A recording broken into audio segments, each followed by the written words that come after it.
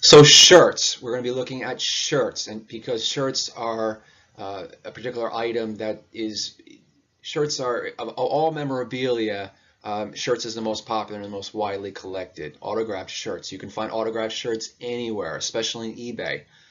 Thousands, in some cases, millions of autographed shirts online, all at different price points. And it's very difficult sometimes to come up, as an appraiser, to come up with comps or comparable sales, as we call them, comparable sale prices online, when there is such a wide range for a particular item. Here to the left, we see a team signed, Barcelona team signed shirt that brought $500 at an auction house in Delaware this past year.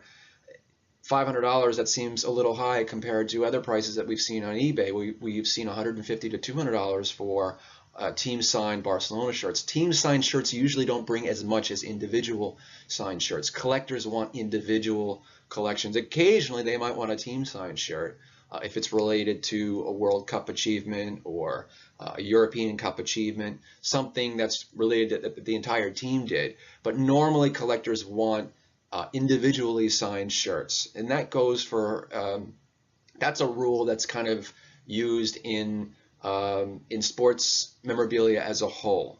So there we can see the Barcelona shirt, and then to the right we have a match-worn shirt worn by Pelé during the North American Soccer League in 1976, and that sold for $8,000 at Heritage Auctions. Now, there's obviously a big difference. Why? Well, one item is a replica shirt that was signed at an event, probably at a signing where players were signing the whole day. And it's just one of millions of shirts that are produced. That shirt to the right was worn by Pelé, so it's a match-worn shirt. It's an official shirt that he wore, and it was signed just by Pelé. So it has added historical significance, so the value is much greater. Here we see the 4 grades of autographed shirts. Now, average prices for shirts, brand new shirts, there's different grades of shirts that you can buy. So, for instance, if you buy a replica shirt, you're going to spend about $80. If you get a match official shirt, you'll probably spend a lot more, $120. I shouldn't say match official, I should just say official, because there's a difference. A match official shirt is a shirt that's produced just for that player to be worn. If the player wears that shirt, then that shirt becomes a match-worn shirt.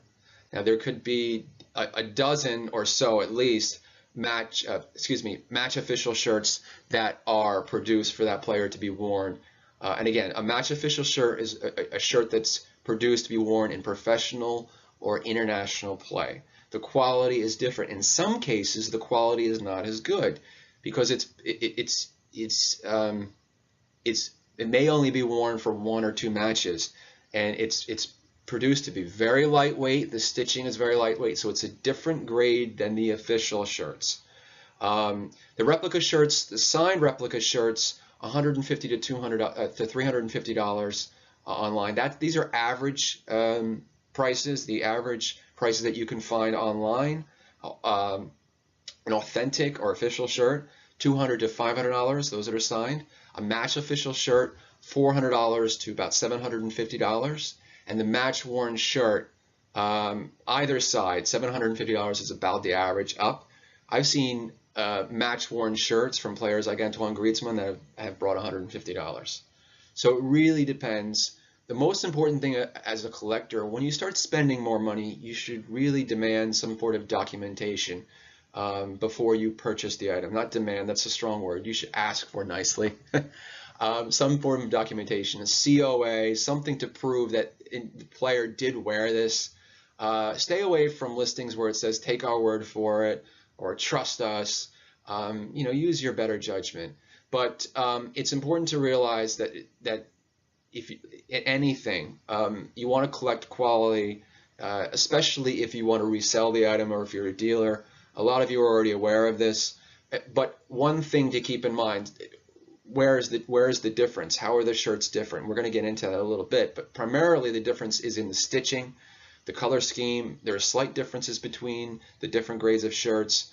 The patches may look slightly different. A patch may be slightly bigger. It may be stitched differently, and this will change the price as well.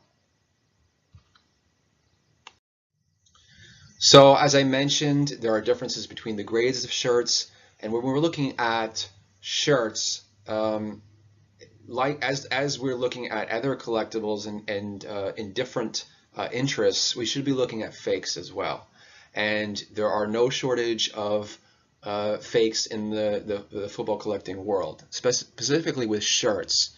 And this past year, we saw a lot of fakes for a particular shirt, for the Nigeria World Cup shirt.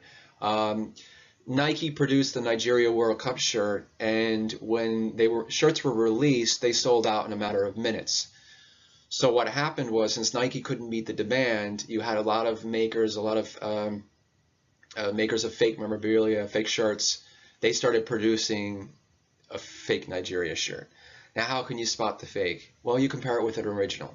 And here we can see the difference primarily in stitching, in color.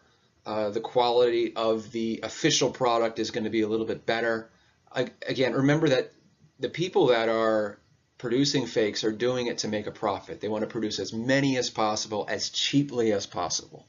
So they're not going to worry too much about the stitching. They're not going to worry too much about the color. They just want to get it out there. They want to fool people. So as a collector, you need to be aware of that, and most collectors are. If you're getting into the sport, or if you're an appraiser, an American appraiser who's maybe not familiar with the sport, not necessarily an American appraiser, you can be an appraiser from somewhere else. But if you collect or if you value sports memorabilia in the States, you don't think too much about fake jerseys. You think about fake signatures, like fake signatures on baseballs. But in this particular instance, it is a bit of a problem. And we see a lot of fakes in Asia and in Africa and in other places where the markets are sort of a free-for-all. Anything goes. One thing that you can do is you can look online if you're not quite sure if something is official or not. Take a look at the pictures and see and compare it with the original, and you can tell. You can spot a fake fairly easy just comparing it, as I mentioned, just comparing it to the original.